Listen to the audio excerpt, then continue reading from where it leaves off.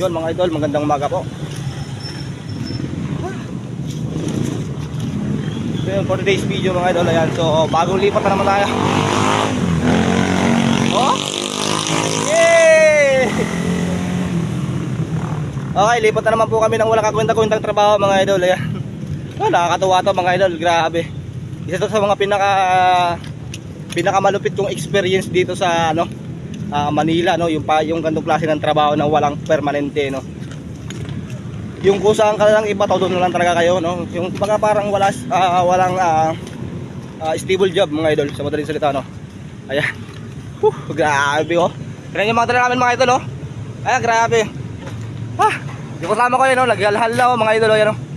Oh, di ba? Grabe. Sus, nakakatuwa to.